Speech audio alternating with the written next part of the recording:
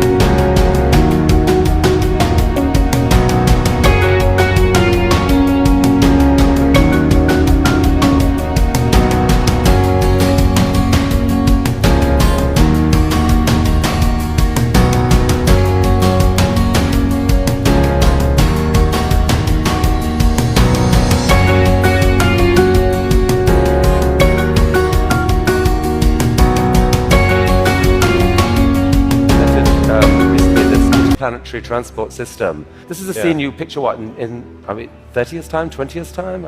8 to 10 year time frame. Aspirationally, that's our target. Our internal targets are more aggressive, but I think this vehicle seems quite large and is large by comparison with other rockets. The future spaceships will be truly enormous. Sustainable energy will happen no matter what. If there was no Tesla, it would have to happen out of necessity. It's tautological.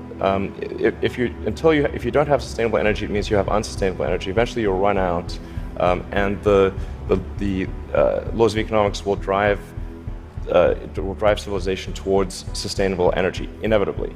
The fundamental value of a company like Tesla is the degree to which it accelerates the advent of sustainable energy faster than it would otherwise occur. In 1969, we were able to send somebody to the moon. Then we had the space shuttle. The space shuttle could only take people to low Earth orbit. Then the space shuttle retired, and the United States could take no one to orbit. So that's the trend. The trend is like down to nothing. This is not. People are mistaken when they think that technology just automatically improves. It does not automatically improve. It only improves if a lot of people work very hard to make it better. And actually, it will, I think, by itself degrade, actually. Look at the future from a standpoint of the probabilities. It's like a branching stream of probabilities.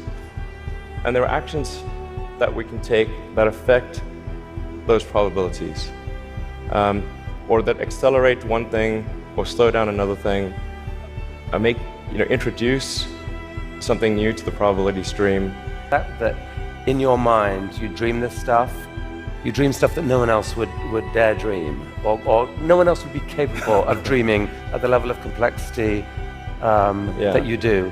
The fact that you do that, Elon Musk, is a really remarkable thing. It's important to have a future that is inspiring and appealing. I mean, I just think that there have to be reasons that you get up in the morning. I didn't really know what I was going to do when I got older. People kept asking me, but then eventually I thought that the idea of inventing things would be really cool. And the reason I thought that was because I read a quote from Arthur C. Clarke, which said that a sufficiently advanced technology is indistinguishable from magic, and that's really true. If you go back, say 300 years, the things that we take for granted today you'd be burned at the stake for. Being able to fly, being able to see over long distances, being able to communicate, and having access to all the world's information instantly from almost anywhere on the earth. This is stuff that really would be magic, or would be considered magic in times past. In fact, I think it actually goes beyond that, because there are many things that we take for granted today that weren't even imagined in times past. They weren't even in the realm of magic. So it actually goes beyond that. So I thought, well, if I can do some of those things. Basically, if I can advance technology, then that's like magic, and that would be really cool. And I also had sort of a slight existential crisis because I was trying to figure out what does it all mean? Like, what's the purpose of things?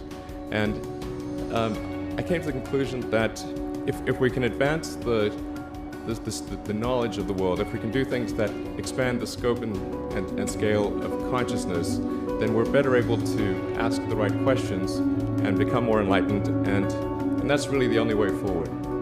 I think about what technology solution is necessary in order to achieve the particular goal, and then try to make as much progress in that direction as possible. I think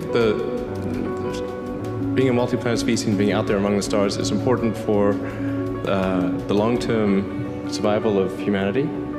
But then the part that I find personally most motivating is that it creates a sense of adventure, and it makes people excited about the future. If you consider two futures, one where we are forever confined to Earth until eventually something terrible happens, or another future where we are out there on many planets, maybe even going beyond the solar system, I think that second version is incredibly exciting and inspiring, and there need to be reasons to get up in the morning. Life can't just be about solving problems. Otherwise, what's the point? There's got to be things that people find inspiring and make life worth living. When my brother and I were starting our first company, instead of getting an apartment, we just rented a small office and we slept on the couch. And we showered at the YMCA, and we're so hot up we had one computer, so the website was up during the day, and I was coding at night, 7 days a week, all the time. And I sort of briefly had a girlfriend in that period, and in order to be with me, she had to sleep in the office. So work hard, like every waking hour. That's the thing I would say particularly if you're starting a company. A natural human tendency is wishful thinking. So a challenge for entrepreneurs is to say, well, what's the difference between really believing in your ideals and sticking to them versus pursuing some unrealistic dream that doesn't actually have merit? And that is a really difficult thing to tell. Can you tell the difference between those two things? Right. So you need to be sort of very rigorous in your self-analysis. I think certainly extremely tenacious, and then just work like hell. I mean, you just have to put in, 80 to 100-hour weeks every week. All those things improve the odds of success.